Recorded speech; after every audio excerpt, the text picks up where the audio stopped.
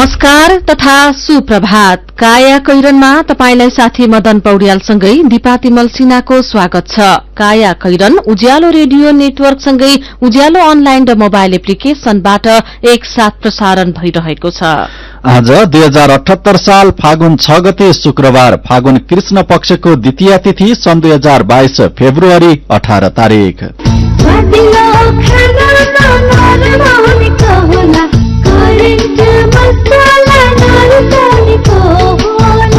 काया कैरनको साथमा करेन्ट मसला र करेन्ट चिया, स्वादको झट्का।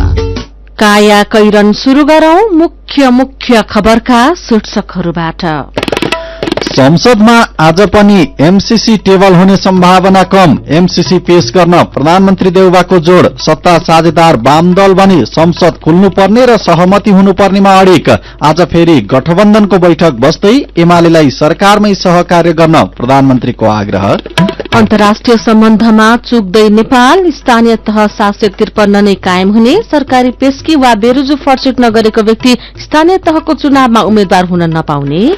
चटपट र पानीपुरी व्यवसाय धेरैका लागि आमदानीको माध्यम बन्दै थोरै रकमसँगै जाँगर हुने हो भने सजिलै घर खर्च जुटाउन सकिने। चटपटे पानीपुरी बेचेर यसैले मलाई कोठावाडा तिर्न, पढाउन, खाना, कपडा लत्ता, दबाई रुस यताउति सबै पुगेछ। बजारले पढाउँछ त्यति हिम्मत गरिरहेछ, कसैसँग माग्ने स्थिति परे छैन। चीनी आर्थिक प्रणाली गैर बजार रहेको अमेरिकी आरोपमा चीनको खण्डन। दुई देशबीचको सम्बन्धलाई सुमधुर रूपमा अघि बढाउन आह्वान। र टी20 विश्वकप क्रिकेटको ग्लोबल छनौटमा नेपालले आज ओमानसँग खेल्दै ओमानलाई हराउन सके सेमिफाइनलमा पुग्ने सम्भावना बलियो बन्ने। लुम्बिनी प्रदेशकै उत्कृष्ट तथा ख्याति प्राप्त कलेज, विभिन्न अवार्डहरूद्वारा सम्मानित, पोखरा विश्वविद्यालयद्वारा सम्बन्धन प्राप्त सीसीटी कलेज बुटवलमा 4 वर्षे बीबीए, बीसीए र बीसीआईएसमा केही सीट खाली भएकोले इच्छुक विद्यार्थीले तुरुन्त सम्पर्क गर्नुहुन अनुरोध गर्दछौ। सम्पर्क phone 071 410 380 410 479, mobile 98 570 75029 98 570 20752। Education for better life. Crimson College of Technology, CCT, Butwal 11, Devinagar. निशुल्क तालिम सम्बन्धी सूचना। सिटीभिटीबाट सम्बन्धन प्राप्त यस नेपाल युथ फाउन्डेशन नेपालले ओल्गापुरी भोकेशनल स्कूलमा लेभल 1 को कार्पेन्ट्री र वेल्डिङ विषयमा यही फागुन 17 गतेबाट तालिम सञ्चालन गरिने भएकोले इच्छुक युवाहरूले सम्पर्क राख्नुहोला। फारम भर्ने अन्तिम मिति यही फागुन 13 गतेसम्म। सम्पर्क ओल्गापुरी vocational school, Chunikhel, Lalitpur. Phone number 98 512 16059 98 512 16059। BSc फरेस्ट्रीको प्रवेश परीक्षा सम्बन्धी सूचना।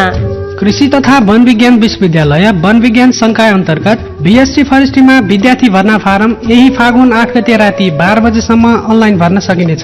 साथै प्रवेश परीक्षा यही फागुन 14 गते बिहान 11 बजे हुनेछ। थप जानकारीका लागि वेबसाइट www.afu.edu.np मा हेर्न सकिनेछ। सम्पर्क phone 057 52 33 18 057 52 32 48।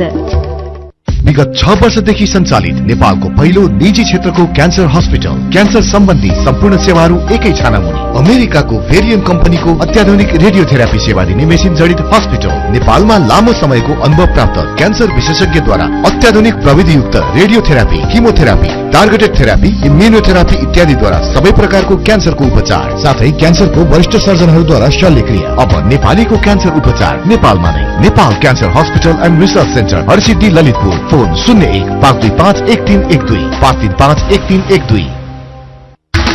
Universal engineering and science कलेजको बीई सिभिल र बीई कम्प्युटर विषयमा नयाँ भर्ना सम्बन्धी सूचना। पोखरा विश्वविद्यालयबाट सम्बन्धन प्राप्त यस युनिभर्सल इन्जिनियरिङ एन्ड साइन्स कलेजमा बीई सिभिल र बीई कम्प्युटर विषयमा भर्नाका लागि आवेदन फारम खुल्ला गरिएको छ। सम्पर्क universal engineering and science college, IOE Pulchowk campus नजिकै, चाकुपाट, ललितपुर। Phone number 01 52 60 419 52 60 592। काया कैरनमा अब खबरको सिलसिला। एमसीसी सम्झौता अनुमोदनमा सहकारी गर्न प्रधानमन्त्री शेरबहादुर देउवाले प्रमुख प्रतिपक्षी दल एमाले अध्यक्ष केपी शर्मा ओलीतर्फ हात अघि बढ़ाउनु भएको छ। बालुवाटारमा भएका चरणबद्ध छलफलपछि पनि सच्चा साझेदार दलसँग सहमति हुन नसकेपछि देउवा हिजो राति बालकोट पुग्नु भएको थियो। यसअघिका भेटवार्तामा एमसीसी सम्झौता अनुमोदनमा सहयोग माग्दै आएका प्रधानमन्त्री देउवाले यसपालि भने आवश्यक परे सरकार नै सहकार्यका लागि समेत अनुरोध गर्नु भएको छ। पत्नी आर्जु राणा सहित बालकोट पुगेका देउवाले झण्डै 1.5 घण्टा ओलीसँग छलफल गर्नुभयो। यसको पूर्व तयारी भने देउवाका सहयोगी नेताहरूले बिहानै गरेका थिए। एमसीसी अघि बढ़े सरकारबाट बाहिरिने भनेर अस्ति माओवादीको संसदीय दलले निर्णय गरेसँगै कांग्रेसमा वर्तमान गठबन्धनको विकल्प खोज्नुपर्ने मत बलियो भएको थियो। देउवाकै सल्लाहमा हिजो बिहानै कांग्रेस नेता मिनेन्द्र रिजाल ओली निवास बालकोट पुग्नु भएको थियो। संचार मन्त्री ज्ञानेन्द्र बहादुर कार्कीले पनि ओलीसँग फोन संवाद गर्नुभएको थियो। कांग्रेस र एमालेका दोस्रो तहका नेताहरू विभिन्न विकल्पमा दिनभर छलफल गरेपछि बेलुका दुई नेताबीच भेट भएको हो। पटक पटकका भेटमा पनि एमाले एमसीसी अनुमोदनको पक्षमा मत हाल्ने वचन दिएको छैन, बरु गठबन्धन के हुन्छ भन्ने उसको प्रमुख प्रश्न छ। हिजोको भेटमा ओलीले माओवादीले समर्थन फिर्ता नलिएमा के गर्नुहुन्छ भन्ने जिज्ञासा राखेका कांग्रेस स्रोतले जनाएको छ। एमसीसी वा अन्य कुनै कारणले माओवादी र एकीकृत समाजवादीले गठबन्धन छोडेमा सरकार अल्पमतमा पर्ने र त्यस्तो अवस्थामा एमालेको सहयोग प्रधानमन्त्रीका लागि अनिवार्य हुनेछ। साझेदारले समर्थन फिर्ता लिए प्रधानमन्त्रीले संसदबाट विश्वासको मत लिनुपर्छ। त्यो बेला एमाले सहयोग गर्छ कि गर्दैन भन्नेमा देउवा ढुक्क हुन सक्नु भएको छैन। सरकारले विश्वासको मत गुमाउने र प्रतिनिधि सभाको ठूलो दलको नेताका रूपमा राष्ट्रपतिले ओलीलाई नै प्रधानमन्त्री नियुक्त गर्न सक्ने सम्भावना रहन सक्छ भनेर कानूनविदहरूले कांग्रेस नेताहरूलाई सजग गराइरहेका छन्। आज बिहान पनि सत्ता घटक दलका शीर्ष नेताको बैठक बस्दैछ, तर यो बैठकप्रति कांग्रेस धेरै आशावादी छैन। नेता रिजाल माओवादीको दबाव अब थेग्न सकिने अवस्थामा नरहेको बताउनुहुन्छ। माओवादी अध्यक्ष पुष्पकमल दाहाल प्रचण्डले एमसीसी टेबल हुनासाथ सरकारबाट बाहिरिने तर सरकारले दिएको समर्थन भने फिर्ता नलिने जनाउ प्रधानमन्त्रीलाई दिनुभएको छ। सत्ता गठबन्धनकै तेस्रो ठूलो दल एकीकृत समाजवादीका अध्यक्ष माधव कुमार नेपालले आइतबार पार्टीको आन्तरिक बैठक रहेकाले संसद बैठक सारिदिन प्रधानमन्त्रीसँग आग्रह गर्नुभएको थियो, तर प्रधानमन्त्री भरे एमसीसी सम्झौता आज नै टेबल गर्ने अडानमा हुनुहुन्छ। अमेरिकी सहयोग निकाय एमसीसी सँगको सम्झौता अनुमोदन गर्ने विषयमा सत्ता गठबन्धन दलहरूबीच हिजो सहमति जुट्न सकेन। बैठक आज बिहान 9 बजे फेरि बस्दैछ।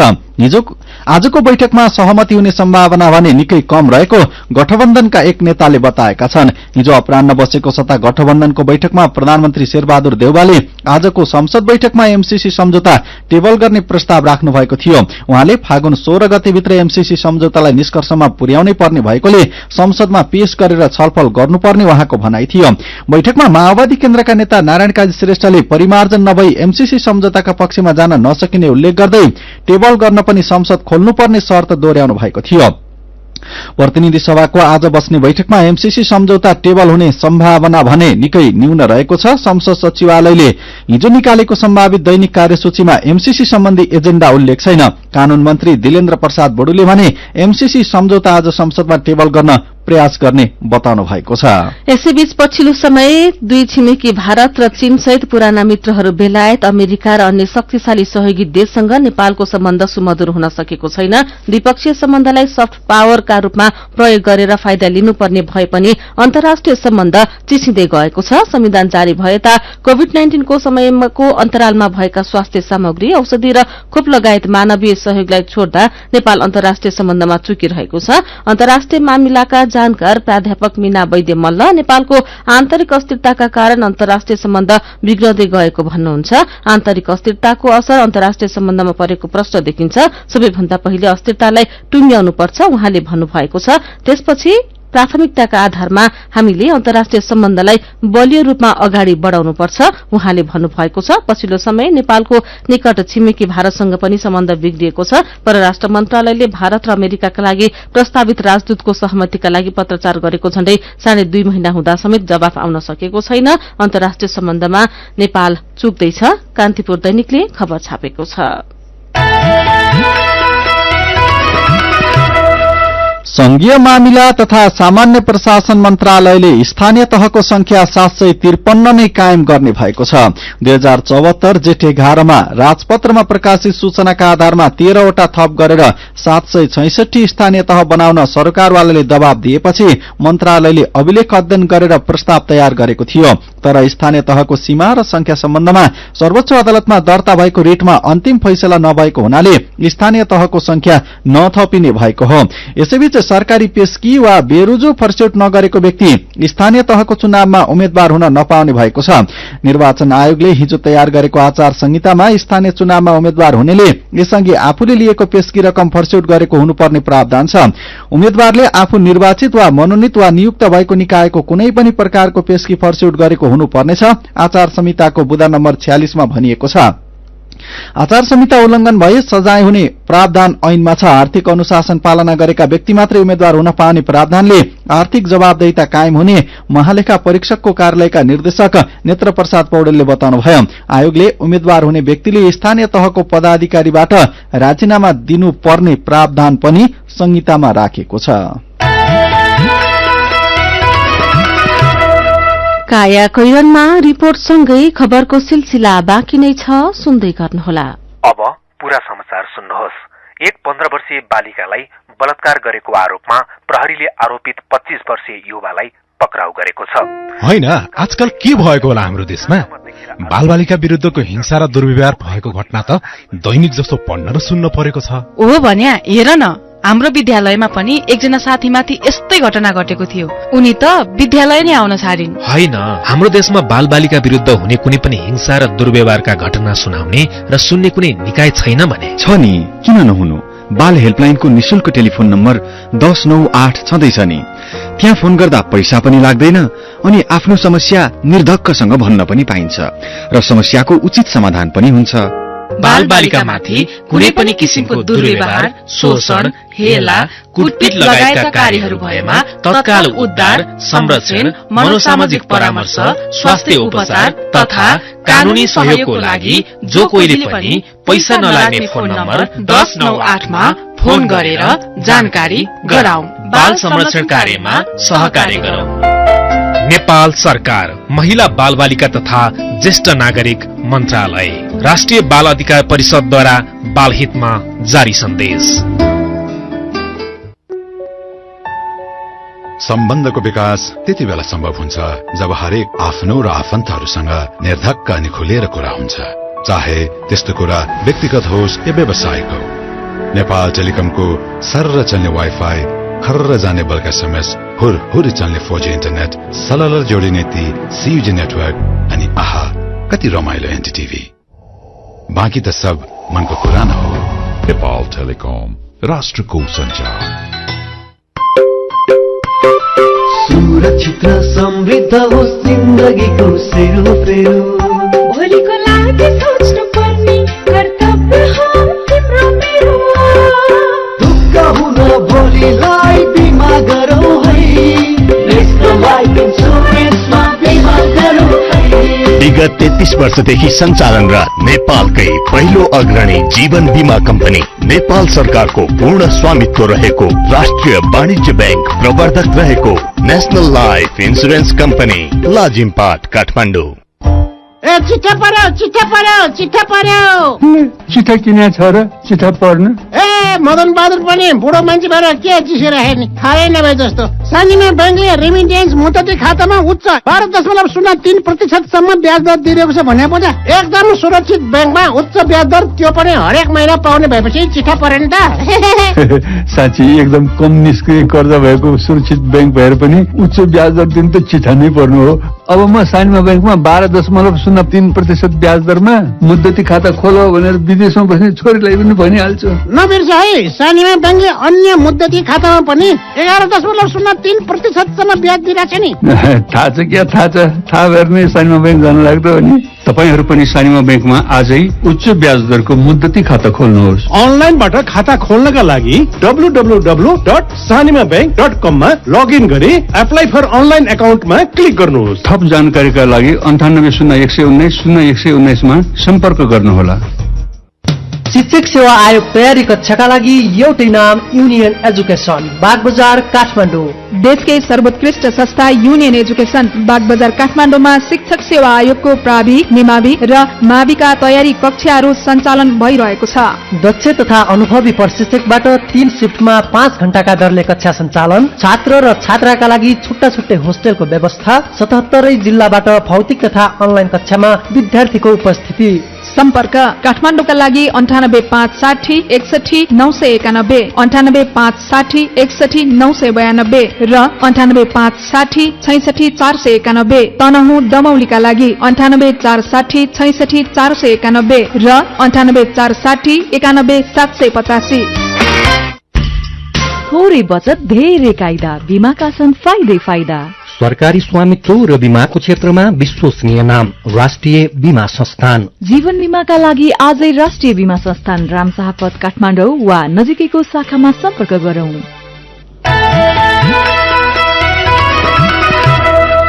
उज्यालो रेडियो नेटवर्क सँगै उज्यालो अनलाइन र मोबाइल एप्लिकेशनमा प्रसारण भइरहेको काया कैरनमा तपाईंलाई फेरि स्वागत छ। यतिन्जेल हामीले संसदमा आज पनि एमसीसी टेबल हुने सम्भावना कम, एमसीसी पेश गर्न प्रधानमन्त्रीको जोड़, सत्ता साझेदार वाम दल भने संसद खुल्नुपर्ने र सहमति हुनुपर्नेमा अडिग। आज फेरि गठबन्धनको बैठक बस्दै एमालेलाई सरकारमा सहकार्य गर्न प्रधानमन्त्री देउवाको आग्रह। अन्तर्राष्ट्रिय सम्बन्धमा नेपाल चुक्दै स्थानीय तह 753 नै कायम रहने लगायतका खबर प्रस्तुत गर्यौं। अब बाँकी खबर। पटक पटक गोप्य र विवादास्पद निर्णय हुँदै आएको बुढी गण्डकी जलविद्युत आयोजना बारे सरकारले फेरि अर्को निर्णयको तयारी गरेको छ। बुढी गण्डकी बारे फास्ट ट्र्याकमा निर्णय लिने भन्दै प्रक्रिया अघि बढ़ाइएको हो। 1200 मेगावाटको यो आयोजनाको लागत अनुमान पुनरावलोकन गर्न ऊर्जा जलस्रोत तथा सिंचाई मन्त्री पम्पा भूषालले निर्देशन दिनुभएको छ। उहाँले गएको आइतबार मन्त्रालयमा छलफल गरी नेपाल विद्युत प्राधिकरणको सहायक संस्था एनईए इन्जिनियरिङ कम्पनीलाई बुढी गण्डकीको लागत अनुमान पुनरावलोकन गरेर प्रतिवेदन पेश गर्न भन्नुभएको हो। राजनैतिक उतार चढ़ाव नभए बुढी गण्डकी सम्बन्धी कुनै प्रस्ताव मन्त्री परिषदमा जान्छ। बुढी गण्डकीमाथि शीर्ष दलहरूकै राजनीति, सेटिङमा ठेक्का दिने, रद्द गर्ने तथा पुनः नवीकरण गरिदिने जस्ता दाउपेच वर्षौंदेखि चलिरहेका छन्, जसका कारण निर्माणको चर्चा भएको झण्डै 40 वर्षदेखि यो आयोजना अघि बढ्न सकेको छैन। सन् 2012 यता देशमा प्रमुख राजनैतिक दलहरूबीच आफू अनुकूलका ठेकेदारलाई निर्माण जिम्मा दिने, खोज्ने र भ्रष्टाचारको आरोप प्रत्यारोप समेत गर्ने गरेकोले आयोजना निर्माण अनिश्चित बनिरहेको छ। हातमा थोरै रकम र साथमा जाँगर हुने हो भने घर खर्च जुटाउन चारैतिर भौतारिनु पर्दैन। थोरै लगानी गरेर पनि सफल व्यवसाय बन्नेहरू धेरै छन्। यस्तै मध्येको सजिलो व्यवसाय हो चटपट र पानीपुरी। हिजो आज यस्तो व्यवसाय गरेर धेरै महिला आत्मनिर्भर र स्वरोजगार बनेका छन्। सुजता सुनवारको रिपोर्ट।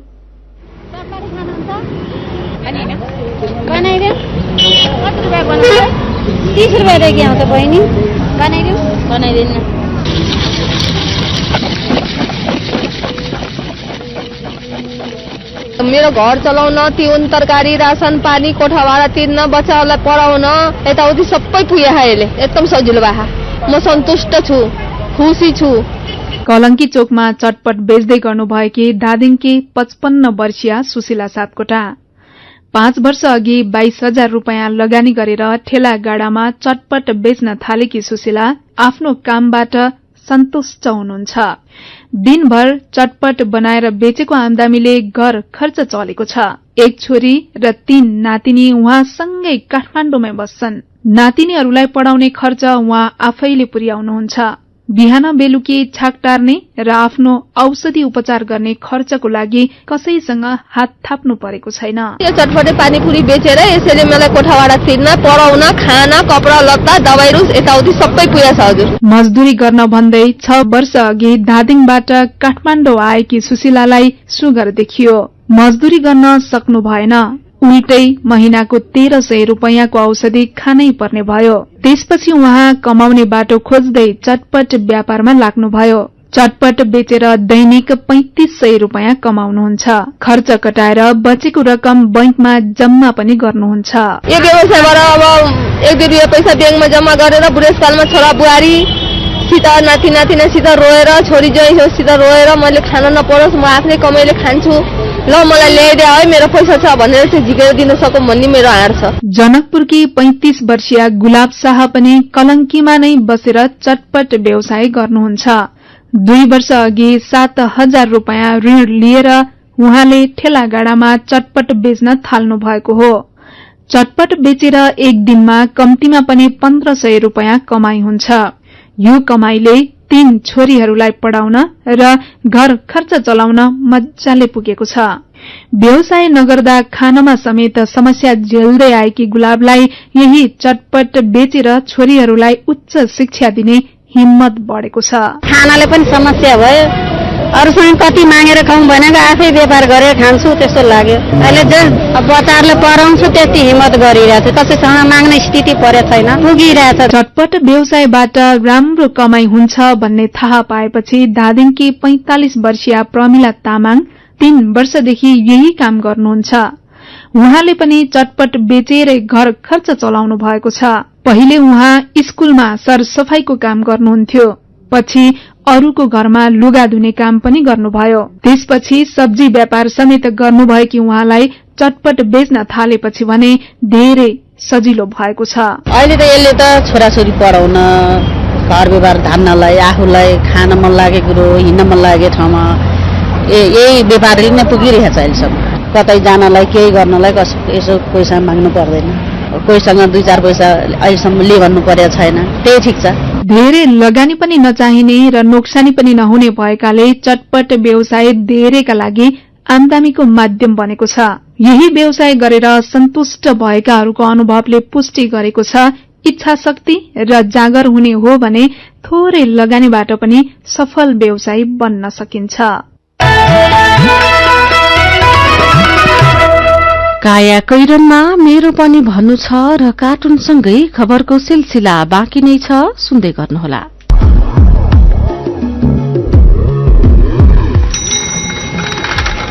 साइकलमा यात्रा गरौं, स्वास्थ्य र पैसा दुवैको बचत गरौं। सार्वजनिक हितका लागि उज्यालोको अनुरोध। जब पैसा चाहिन्छ आयामी गर्न आइन्छ, उतार पैसा पठाइन्छ, साह्रै नै रमाइन्छ।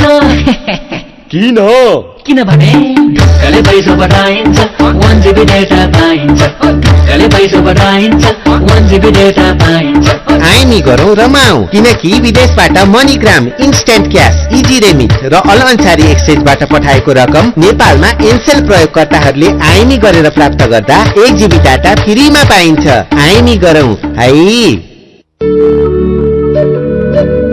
क्वालिटी र स्वादमा कुनै सम्झौता नगरी तपाईहरूको अर्डर अनुसारको फूड, ड्रिंक्स तथा बेकरीका आइटमहरू 24 घण्टा जुनसुकै समयमा काठमाडौँ उपत्यका भित्र हजुरहरूले चाहेको स्थानमा डेलिभरी गर्न हामी तयार बसेका छौं। अब हजुरहरूको मायाले हाम्रो सेवा चितवनमा पनि विस्तार भएको जानकारी गराउँदछौं। लाटो कोसेरो, जो रातभर नसुती तपाईहरूको सेवामा हाजिर छ। www.latokoserofoods.com। फोन 98 473 79890 98 010 79890।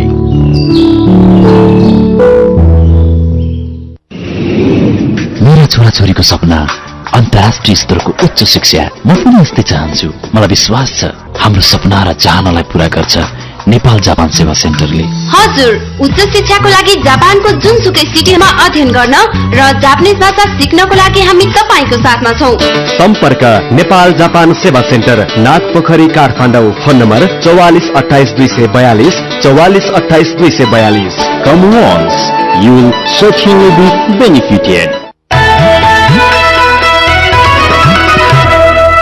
सीधा कुरा प्रष्ट विचार काठमाडौँमा 90 मेगाहर्ज उज्यालो रेडियो नेटवर्क मार्फत देशभरिका विभिन्न एफएम स्टेशन तथा उज्यालो अनलाइन र मोबाइल एप्लिकेशनमा प्रसारण भइरहेको काया कैरनमा तपाईंलाई फेरि स्वागत छ। अब बाँकी खबर। नेपाल नागरिक उड्डयन प्राधिकरणले आगामी बुद्ध जयन्ती जेठ 2 गतेदेखि भइरहवाको गौतम बुद्ध अन्तर्राष्ट्रिय विमानस्थलबाट व्यावसायिक उडान शुरू गर्ने भएको छ।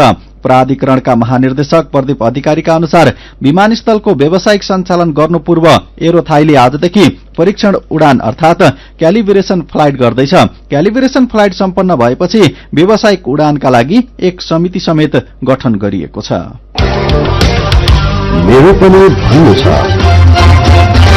प्रदेश सरकारबाट हुँदै आएका काम र गतिविधिका बारेमा मनोज श्रेष्ठले लेख्नु भएको छ। प्रदेश सरकार नागरिकको लागि बोझ साबित हुँदैछ। नेपालीले खाई नखाई तिरेको कर खै त नागरिकमा लगानी गरेको। संघीयता लागू भए पनि अनुभव गर्ने गरी काम भयो चाहिँ लाग्दैन मलाई। दीपक मिश्र ट्विटरमा लेख्नुहुन्छ, हामीले यस्तोसम्म हुन्छ भनेर त कल्पनासम्म गरेका थिएनौं। साँच्चीकै समृद्धि आउला, देशको विकास होला भन्ने सोचेका थियौं, उल्टो भइदियो। मुख्यमन्त्री, मन्त्री, सांसदहरू बन्ने अनि फेरिने, अस्थिरता र अराजकता मात्रै बढ़िरहेको छ। आशा गरौं संघीयतामा अब यस्तो नहोस्। इन्दिरा ढकाल, धेरै आशा थियो भन्दै लेख्नुहुन्छ, देश संघीयतामा गएपछि हरेक नागरिकले आफ्ना हक अधिकार सुनिश्चित भएको प्रत्याभूत गर्न पाउलान् भन्ने थियो। तर हुँदा खाने वर्गलाई यो शासन प्रणाली झनै गाह्रो हुँदै गएको छ। यो सबै देख्दा दुःख लाग्छ। एमाले अध्यक्ष केपी शर्मा ओली सहित 5 जना नेता विरूद्ध अख्तियार दुरूपयोग अनुसन्धान आयोगमा भ्रष्टाचारको उजुरी दर्ता भएको बारे कमल कान्त लम्साल ट्विटरमा लेख्नुहुन्छ, अहिले एउटा पार्टीको भातृ संगठनले चर्चा बटुल्नकै लागि उजुरी दर्ता गरेको छ। तर साँच्चीकैमा हाम्रा नेताहरू र पूर्व मन्त्रीहरूको सम्पत्ति छानबिन गर्नुपर्छ। दोषीलाई कानून अनुसारको कारवाही भए कानून सबैका लागि बराबरी छ भन्ने नागरिकमा विश्वास जाग्नेछ। विचारका लागि तपाईलाई धन्यवाद।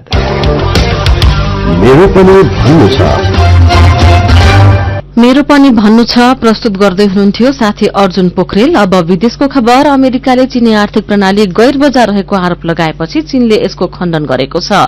चीनिया वाणिज्य मन्त्रालयले आरोप आधारहीन र तर्कसंगत नरहेको बताएको छ। अन्तर्राष्ट्रिय आर्थिक तथा व्यापारिक नियमका सम्बन्धमा अमेरिकाले चीनमाथि लगाउने गरेका आरोप पूर्णतः तथ्य विपरीत भएको मन्त्रालयको दावी छ। चीनले अमेरिकालाई तर्कसंगत तथा व्यावहारिक नीति अपनाउन र दुई देशबीचको सम्बन्धलाई सुमधुर रूपमा अघि बढ़ाउन आह्वान पनि गरेको छ।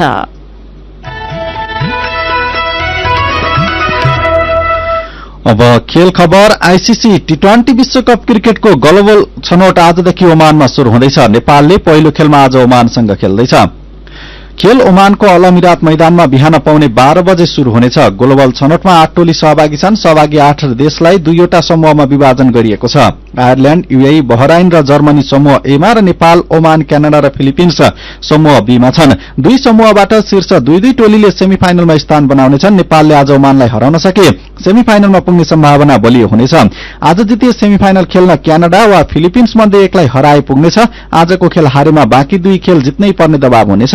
ओमानमा भएको 4 देशीय टी20 श्रृंखलामा नेपालले ओमानलाई हराएको थियो, तर यूएई र आयरल्याण्डसँग पराजित भएको थियो। ग्लोबल छनौटबाट फाइनलमा पुग्ने दुई टोलीले आउँदो अक्टोबरमा अस्ट्रेलियामा हुने टी20 विश्वकप क्रिकेट खेल्नेछन्। अब केही खबर संक्षेपमा। बिहेको रौनक शुरू भइसकेको थियो। भोजका लागि चाहिने सामग्रीले घर भरिएको थियो। केटा पक्षलाई लत्ता कपडा र छोरीलाई दिने भाँडाकुँडा जुटाइएको थियो। इष्टमित्र र टाढाबाट पाहुना आउँदै थिए। प्रेसबाट छापिएर आएका 1000 निमन्त्रणा कार्ड बाँड्न मात्रै बाँकी थियो। एकाएक केटा पक्षले दाइजोका अनेकौं माग राख्न थाले। केटी पक्ष अलमलमा परे, विवाद भयो। बाँकेको जानकी गाउँपालिकाकी 21 वर्षकी किशोरीसँग डुडुवा एक पिप्रवाहका 24 वर्षका युवकको विवाह गएको माघ 26 गतेका लागि पक्का गरिएको थियो। केटा डुडुवा गाउँपालिकाका कर्मचारी हुन् भने केटी अंग्रेजीमा स्नातक गरेकी हुन्। प्रहरीले भने दाइजो माग्ने विरूद्ध मुद्दा चलाउनुको साटो मिलापत्र गराएको छ। मिलापत्रपछि भने केटा पक्षले बिहे अस्वीकार गरेर केटी पक्षलाई तनाव दिन थालेको खबर कान्तिपुर दैनिकले छापेको छ।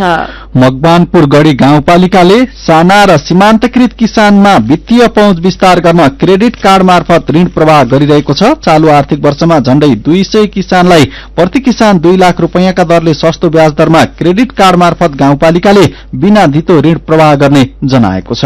र जग्गा प्लटिङ सम्बन्धी रियल इस्टेट, ओभरड्राफ्ट, व्यक्तिगत हायर पर्चेज तथा मार्जिन प्रकृति लगायतका क्षेत्रको कर्जा प्रवाहमा बढ़ाइ हुने भएको छ। बैंक तथा वित्तीय संस्थाले आक्रामक रूपमा कर्जा विस्तार गरेकै कारण वित्तीय प्रणालीमा तरलता अभाव भएको, आयात तीव्र रूपमा बढ़ेकाले सुधानान्तर घाटा आकाशिएको, विदेशी मुद्रा संचित उच्च दरले घटेकाले बाह्य क्षेत्र संकटमा रहेको निष्कर्षका आधारमा ती विषयमा राष्ट्र बैंकले कडाई गर्न लागेको हो। काया कैरनमा अब पालो उखानको। गहुँ जुरेन जौं पचेन। उज्यालो रेडियो नेटवर्कबाट प्रसारण भइरहेको काया कैरन सक्नु अघि मुख्य खबर फेरि एकपटक। संसदमा आज पनि एमसीसी टेबल हुने सम्भावना कम। एमसीसी पेश गर्न प्रधानमन्त्री देउबाको जोड़। सत्ता साझेदार वाम दल भने संसद खुल्नुपर्ने र सहमति हुनुपर्नेमा अडिक। आज फेरि गठबन्धनको बैठक बस्दै एमालेलाई सरकारमै सहकार्य गर्न प्रधानमन्त्रीको आग्रह। अन्तर्राष्ट्रिय सम्बन्धमा चुक्दै नेपाल। स्थानीय तह 753 नै कायम हुने। सरकारी पेशकी वा बेरुजु फर्चुट नगरेका व्यक्ति स्थानीय तहको चुनावमा उम्मेद्वार हुन नपाउने। चटपट र पानीपुरी व्यवसाय धेरैका लागि आमदानीको माध्यम बन्दै थोरै रकमसँगै जाँगर हुने हो भने सजिलै घर खर्च जुटाउन सकिने। चीनिया आर्थिक प्रणाली गैर बजार रहेको अमेरिकी आरोपमा चीनको खण्डन। दुई देशबीचको सम्बन्धलाई सुमधुर रूपमा अघि बढ़ाउन आह्वान। र टी20 विश्वकप क्रिकेटको ग्लोबल छनौटमा नेपालले आज ओमानसँग खेल्दै ओमानलाई हराउन सके सेमी फाइनलमा पुग्ने सम्भावना बलियो बन्ने। अब कार्टुन। आज हामीले चियो चर्चो शीर्षकमा बासु क्षितिजले बनाउनु भएको कार्टुन लिएका छौं। यहाँ कार्टुनमा प्रमुख दलका शीर्ष नेताहरू छन्। उनीहरू भागबण्डा कहाँ अनि कसरी मिलाउने भनेर जुटेका छन्। पाना पल्टाउँदैछन्, पढ्दैछन् अनि यो सब हेरिरहेका एकजना व्यक्ति भन्दैछन्, भागबण्डामा कुरा मिल्ने बित्तिकै एमसीसीमा सहमति गर्ने रे क्या। आजको काया कैरन सकिएको छ। काया कैरनबाट प्राविधिक साथी प्रवीण श्रेष्ठसँगै हामी पनि बिदा माग्छौं। काया कैरन सुन्नुभएकोमा तपाईंलाई धन्यवाद। उज्यालो मोबाइल र अनलाइनमा प्रसारण भइरहेका रेडियो र अनलाइनका सामग्री भाइबरमा पनि उपलब्ध छन्। कोरोना विरूद्धको खोप लगाए पनि घर बाहिर निस्कने बेलामा मास्क लगाउन नबिर्सौं। नमस्कार।